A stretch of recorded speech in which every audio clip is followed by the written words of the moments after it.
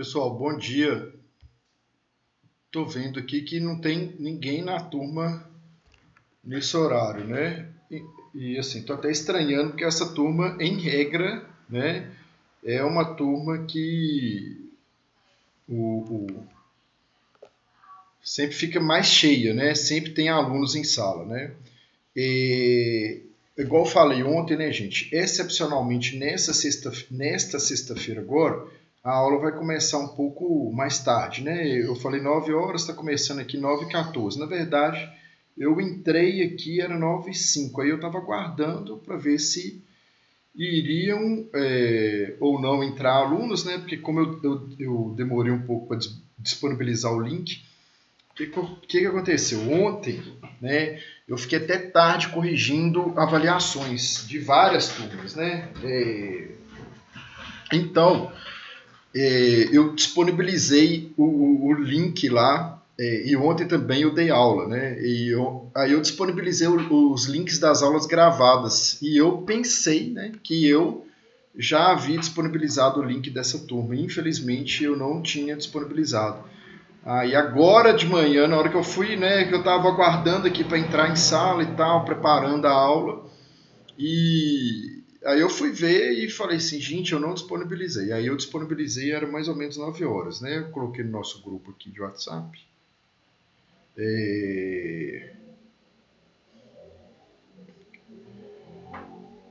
Então, o que acontece é o seguinte, gente, eu preparei essa aula de hoje, eu trouxe aqui, né, alguns julgados, tá, do Tribunal de Justiça de Minas Gerais, para nós visualizarmos na prática, né, os institutos jurídicos até aqui estudados, né? A gente está aí no direito de sucessões, né, tratando aí de questões correlatas ao direito de sucessões. Eu já disse isso aqui na sala, né, já informei isso aqui, o tanto, né, que é importante, o tanto que essa questão de direito de sucessões ela é vista aí na prática. E é uma questão, gente, que eu torno a dizer que eu também tenho falado aqui em sala de aula, né, que é uma questão que envolve, que necessita, né, que conjuga com outros ramos do direito, principalmente direito à família, né? Claro. Por que direito de família? Porque a questão do regime de casamento, né? Se é comunhão parcial, se é universal, se é separação total de bens, isso vai influenciar diretamente aí na forma, né, como os bens deixados aí pelo decujus será partilhado, né? Também a questão se há filhos ou não havidos fora do casamento, filhos adotivos, porque essas questões elas envolvem discussões aí que dizem respeito ao direito sucessório. Muito importante também, que muita gente não considera, né? E que, inclusive, eu preparei a aula de hoje justamente para vocês conseguirem visualizar isso, a questão do direito tributário também, né? Ah, mas o que direito tributário tem a ver com direito sucessório? Tudo, né? Por quê? Na sucessão de bens, muitas vezes, gente, a gente vê aí sempre, né? Eu acho que todo mundo aqui na sala, todo mundo da turma deve conhecer uma pessoa que fala assim: ah, eu ia comprar o apartamento, ia comprar tal imóvel, deixei de comprar porque está todo enrolado lá, né? Mas aí a gente vai ver por que fica enrolado. Justamente por causa de questões tributárias, porque a família faz uma análise prévia ali, né, procura o advogado às vezes e fala assim, olha, por exemplo, né, o meu pai faleceu e tal, e ele tinha um sítio, tinha uma casa, um apartamento, e esses bens já estão divididos, né, minha mãe está na casa, eu estou no apartamento, meu irmão está no sítio. Um exemplo, né? Aí o advogado fala, não, beleza, vamos fazer o formal de partilha, né? Vamos regularizar essa situação, falar que a mãe vai ficar com a casa, que o filho vai ficar com isso, e com o filho vai ficar com um apartamento, outro filho com o sítio. Por exemplo, aí tem 30 mil, cada um vai ficar com 10 mil, né? Lá na poupança e tal. Aí beleza. Só que aí o advogado fala, ó, vai incidir aqui impostos, né, de transmissão e tal, tem que o imposto do apartamento, o IPTU, o IPTU da casa, né, o imposto lá da propriedade rural, tudo tem que estar regularizado para a gente colocar lá no processo e tal, para fazer uma coisa certa. Aí já começa, o pessoal já começa a desanimar. Aí o pessoal pensa assim, quer saber? Esses bens já estão divididos, né? Cada um já está aí na posse do seu respectivo bem e tal. Gastar dinheiro para regularizar essa situação? Muita gente pensa assim e, consequentemente, não regulariza, né? Então, estou falando isso, gente, assim, é super comum. Agora, né, há pouco tempo, eu tenho 2 cachorros pequenos. E próximo aqui aonde que eu moro, estava vendendo uma casa.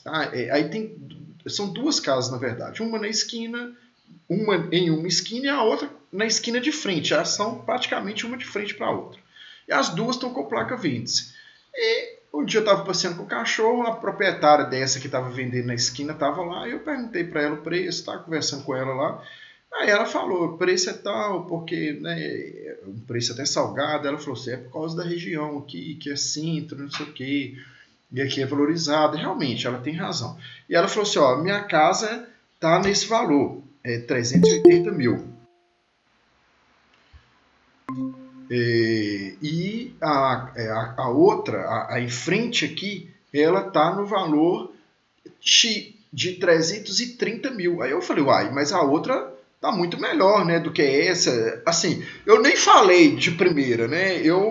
Tipo assim, a minha cara disse tudo. Aí ela falou assim, não, você tá com essa cara aí porque você tá pensando assim, aquela ali tá melhor do que essa, né? Mas aí ela me falou, mas aquela ali tem um inventário para fazer, tá enrolada na justiça, tem que pagar um monte de coisa e tal. Então, já desanima o comprador. E realmente desanima mesmo, né?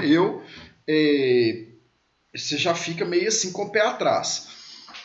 Então, isso acontece muito na prática, né? Então, tem essa relação aí íntima, né, entre direito sucessório, direito de família e direito tributário, tá? Então, o advogado que for atuar nessa área de direito sucessório, ele tem que entender bem destas questões correlatas ao direito tributário, tá bom? Então, é nesse sentido aí, tá, que eu quero que vocês sempre pensem. Então, pensando nisso, né, visualizando isso, eu trouxe aqui igual eu falei no início da aula, né, eu trouxe aqui uma ementa do Tribunal de Justiça de Minas Gerais, tá?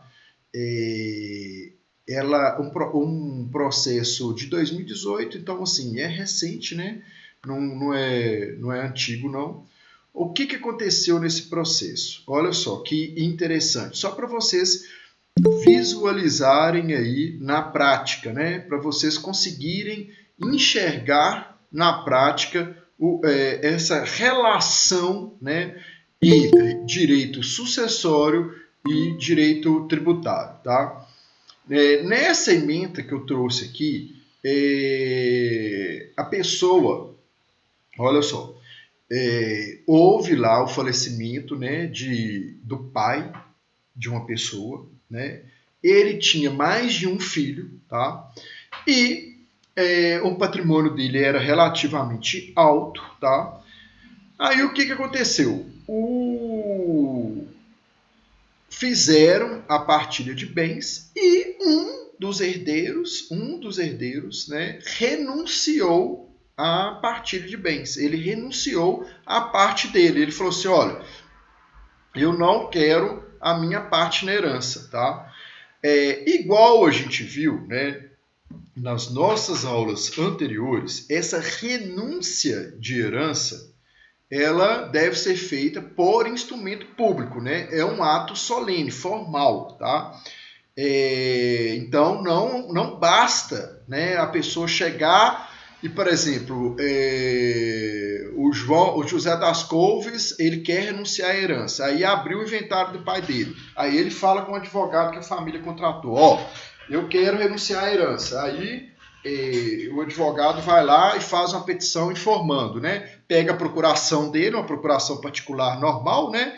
Que é entre advogado e cliente, dando poderes, né, para o advogado representá-lo, e o advogado fala lá em juízo, olha, José das Couves está renunciando. Não basta isso, né? A gente viu que é necessário que ele faça um instrumento público, ou seja, como que é feito instrumento público? Ele vai no cartório, né, e vai chegar lá no cartório, vai colocar isso no documento, vai falar, ó, estou renunciando à herança deixada por fulano, falecido em tal dia, CPF e tal, vai qualificar ali o proprietário, digamos assim, daquela herança, né?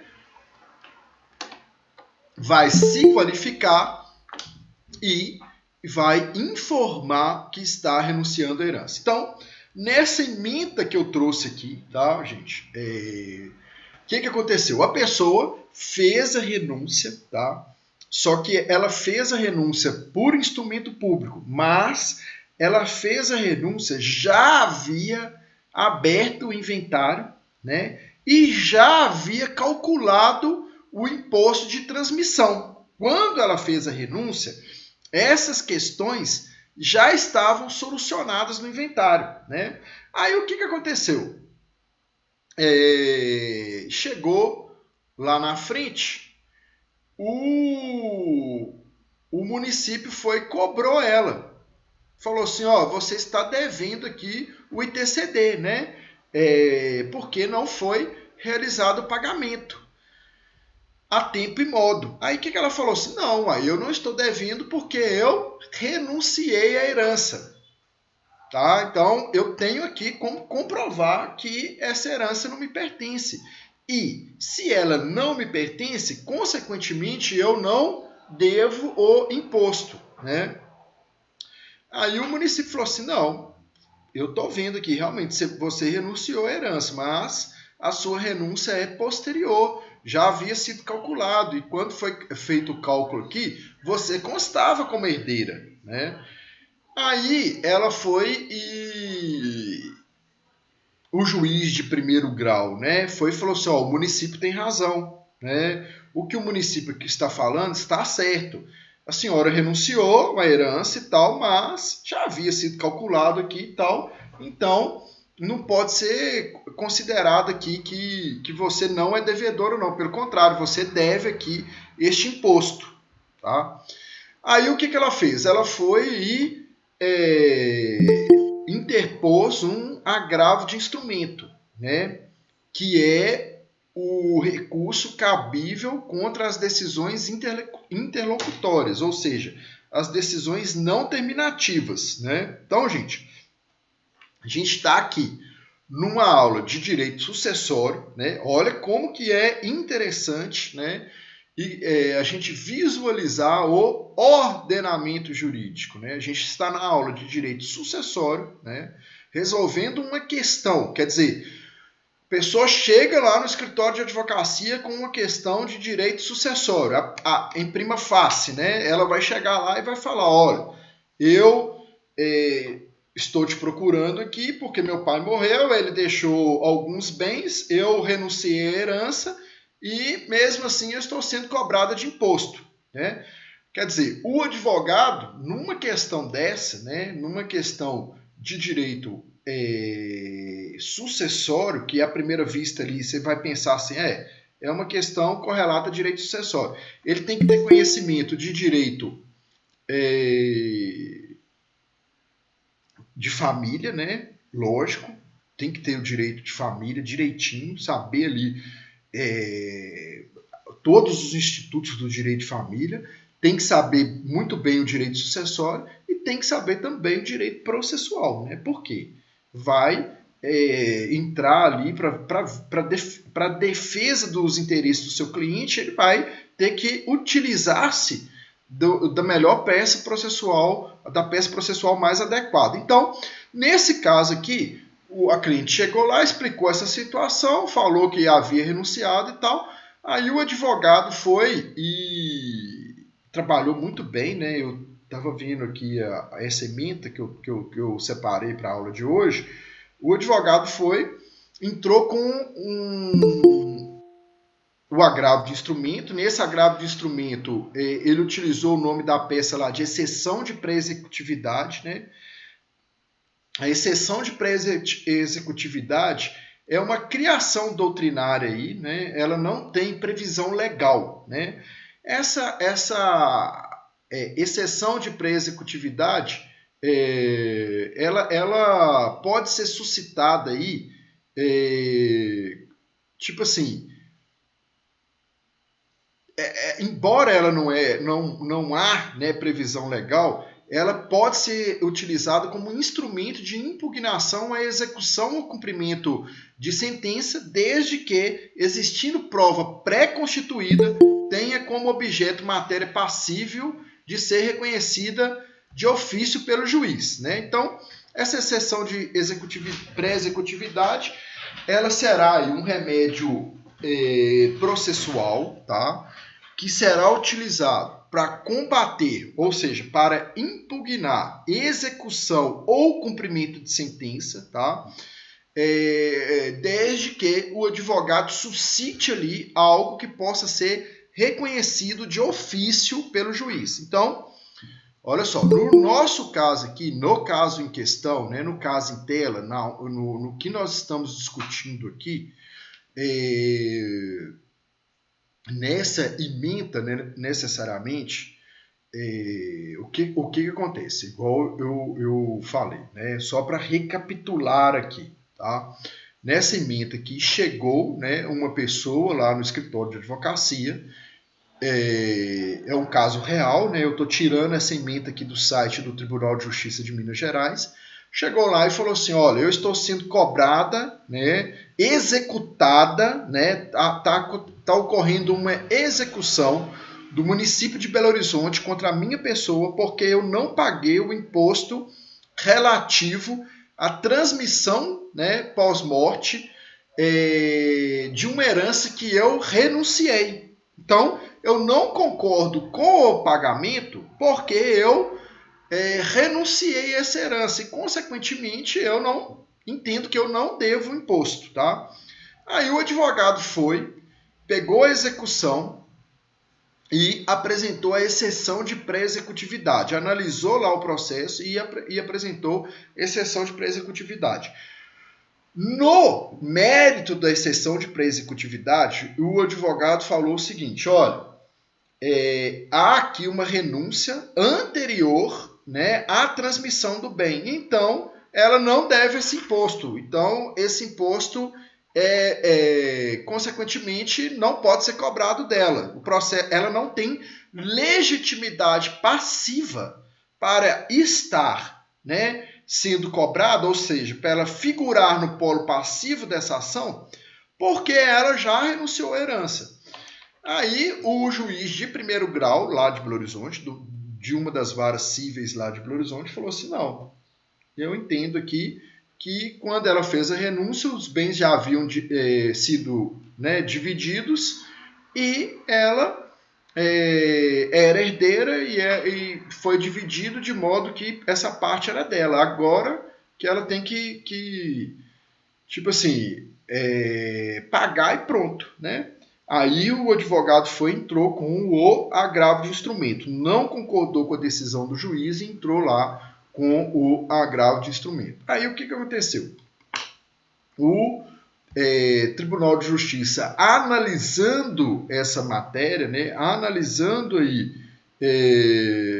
a matéria em segundo grau, né, ou seja, em grau de recurso, lá no agravo de instrumento, ele aceitou, ele conheceu do recurso, ele falou assim: o recurso está correto, né? A exceção de pré-executividade é cabível no caso em espécie. Então, numa análise preliminar, ele concordou com a interposição do recurso. Aí ele passou a analisar o mérito do recurso, né? Por quê? O recurso, primeiro, o desembargador ele vai analisar tempestividade, né? Se o recurso é tempestivo, então era tempestivo. O agravo de instrumento ele tem que ser interposto no prazo de 15 dias úteis a contar da intimação da decisão interlocutória que será impugnada. Beleza, foi tempestivo, né? Ele tem que ter cabimento, ele tem que analisar o cabimento, é cabível, né? Aí, aqui é cabível. Por quê? Porque era uma decisão interlocutória, né? Ou seja, uma decisão não terminativa. Então,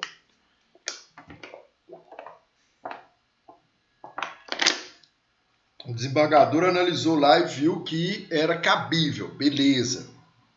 Aí ele passa a análise do mérito. Aí no mérito ele falou assim, não, você renunciou, né, de forma correta a herança. Por quê? Ela juntou no processo um instrumento público. Aí eu torno a repetir aqui, né, sem querer ser repetitivo e já sendo, justamente para vocês gravarem. Porque, gente, quando eu fui procurar essa ementa para a aula, eu vi aqui várias e várias questões aqui, né, correlatas aqui várias e várias questões aqui correlatas ao, como se chama, gente? Essa questão do direito sucessório de recursos não conhecidos porque a renúncia da herança foi feita de forma particular. Então, assim, é gente que foi mal orientada por advogado, né? Porque se está no processo a renúncia, com certeza essa renúncia chegou ao processo por intermédio de advogado, foi juntado por advogado. E o advogado que falou com a pessoa, não, vamos fazer renúncia aqui de forma particular. Enquanto a lei fala lá expressamente que o ato de renúncia ele deve ser público. Então, se tem lá o José das Couves e a Maria Taioba, e os dois são irmãos, né? E se a Maria Taioba procura lá o seu escritório de advocacia e fala assim, olha, eu quero renunciar à herança aqui, tá? O que você tem que falar com ela? Qual que é a sua orientação? Beleza, vamos no cartório, vamos fazer um instrumento público de renúncia de herança, tá? Aí tem muito advogado que pensa assim, não, vou pegar a procuração da pessoa e vou juntar no processo lá e fazer a herança. Então, gente, muito cuidado, tá? Pera aí, gente, só um instante. Ô, Kelly. Alô. Bom dia, quem fala? Só um instante. Então, atende aqui, conversa com a pessoa. Ô, gente, desculpa, é porque eu tô com um cliente até do núcleo lá de prática jurídico. Aí a gente está costurando um acordo aí, o pessoal expediu mandado de prisão, o pessoal fica louco, né? Aí é nesse sentido, por isso que eu atendi o telefone. Eu não atendo não, mas eu vi que chamou 2 vezes, eu imaginei que fosse a advogada do devedor e era mesmo. Então, gente, a orientação de advogado, gente, tem que ser feito com muito, muito, muito cuidado, tá? Muito cuidado. Eu sempre falo, eu dou a aula, às vezes, na perspectiva do advogado, porque eu sempre falei, eu trabalhei muito tempo como assessor de juiz, né? E alguns juízes nem gostam que falam isso não, né? Mas, assim, teve um juiz que eu peguei, que eu fiquei até amigo dele, que eu conversava muito com ele, e eu sempre falava com ele que dos atores, dos operadores do direito, a maior responsabilidade é do advogado. Indubitavelmente é do advogado. Por quê? Por exemplo, né, a Gabriela Cainelli, ela é juíza. Né? Aí a Gabriele tem lá como assessor o Wagner Aristides, né? E estagiário do escritório, do gabinete, o Glauco Gomes. E eles têm lá 8.000 processos na vara lá da Gabriela, né? A primeira vara civil da comarca de Osório, no Rio Grande do Sul, por exemplo. Eles têm 8.000 processos lá e tem os 3 que trabalham no gabinete, né? Essas 3 pessoas trabalham no gabinete. Juíza, assessora, assessor e o estagiário.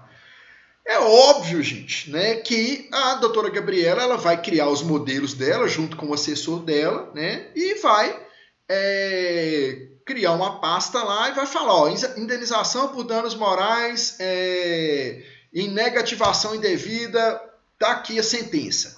E o Glauco vai ter conhecimento lá desses modelos, dessa pasta. Todos lá no gabinete vão ter.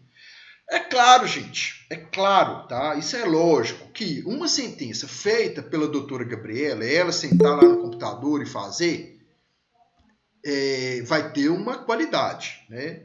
Uma sentença feita pelo Wagner, pelo doutor Wagner, que era assessor, vai ter outra qualidade, né? Tem assessores aí que têm mesma qualidade de juiz e às vezes até dependendo da matéria, o assessor conhece até mais do que o juiz, já tá, gente?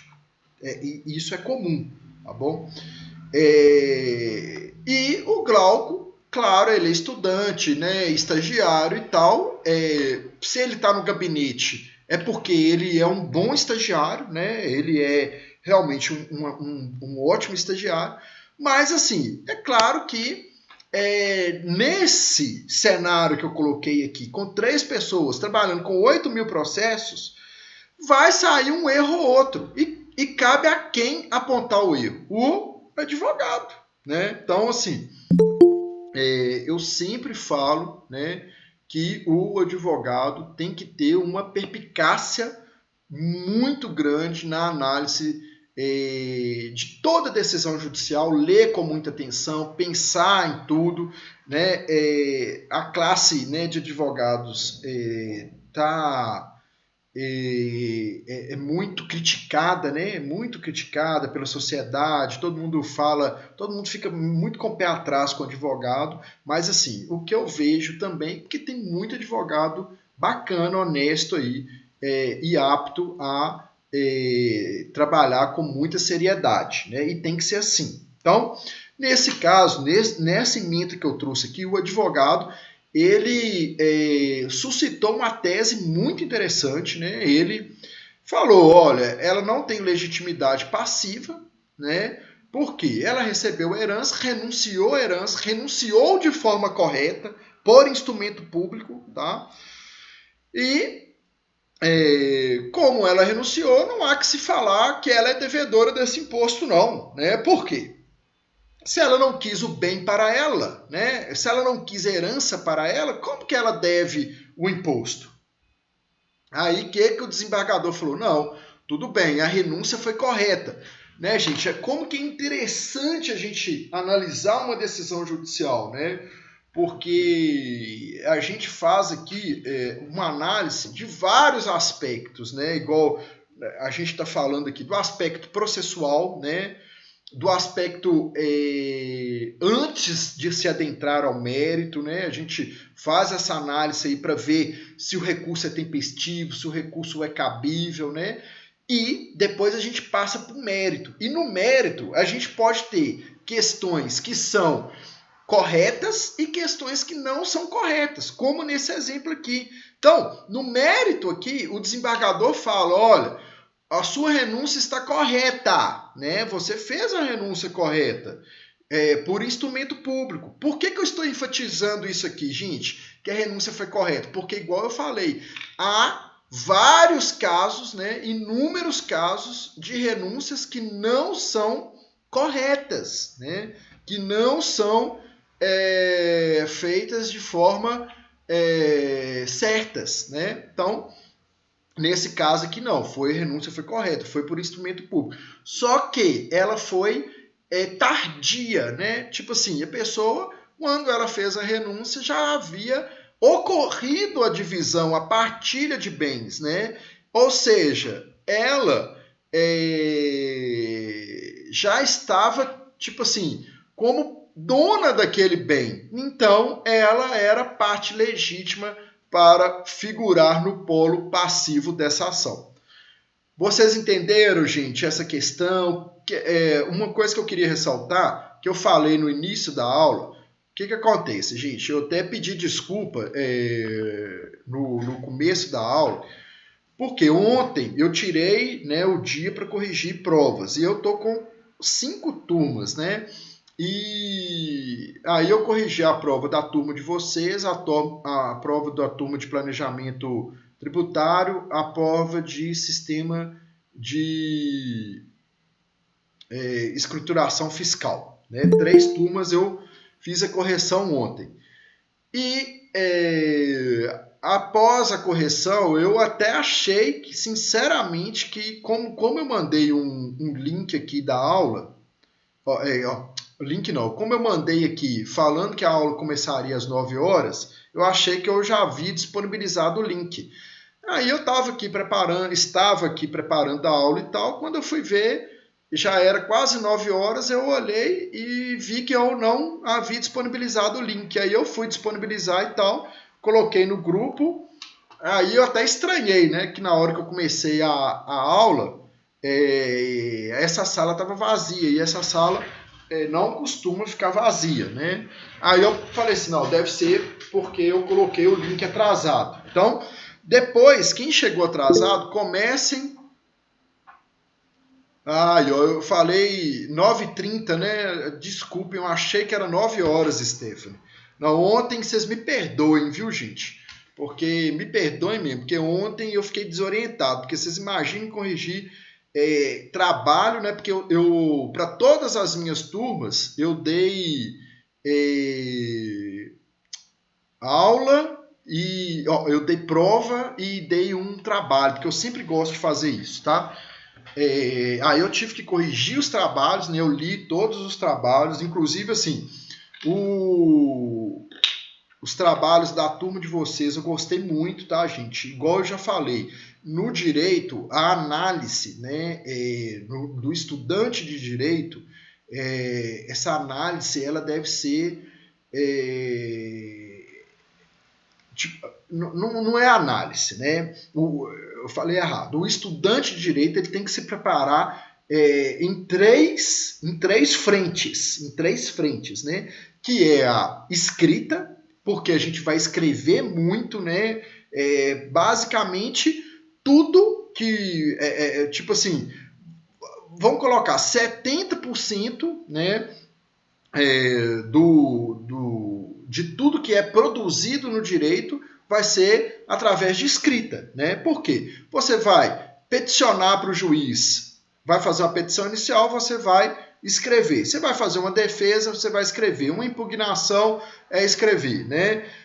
O juiz a mesma coisa, ele vai fazer uma decisão, vai fazer uma sentença, tudo é por escrito. O promotor a mesma coisa, parecer e tal. O analista, todo mundo a mesma coisa, né?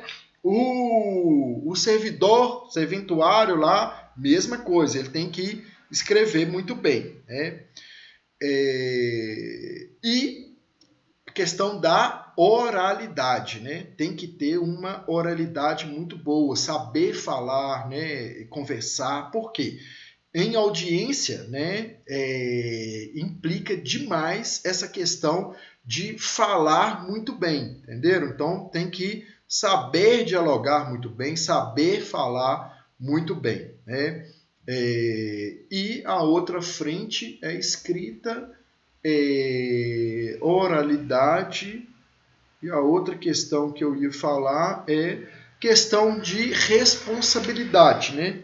Isso exatamente, né? Questão da responsabilidade é entregar o trabalho no momento correto, né? No prazo correto, porque, tipo assim, em direito, eu às vezes eu sou muito exigente com questão de prazo, sobretudo quando a gente está em aula presencial, né? Porque eu sei da importância do prazo, tá?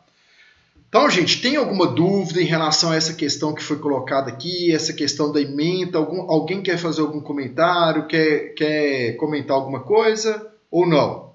Tá tudo tranquilo?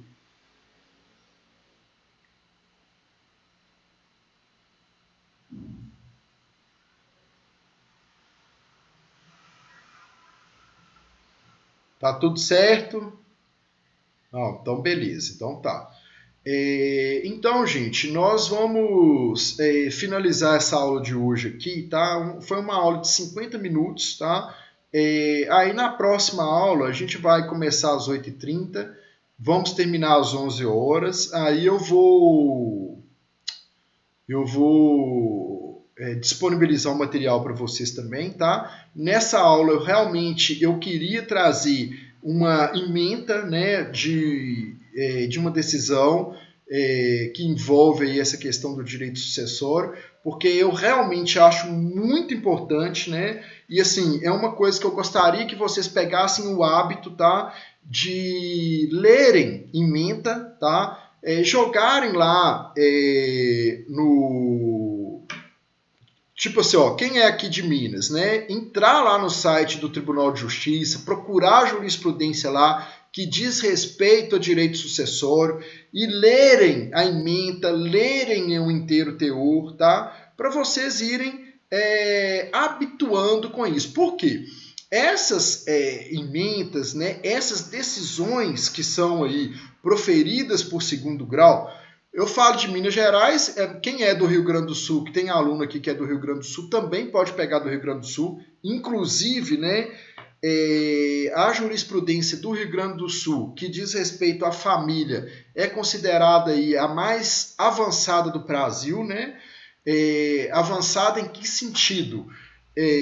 No sentido constitucional do termo, né?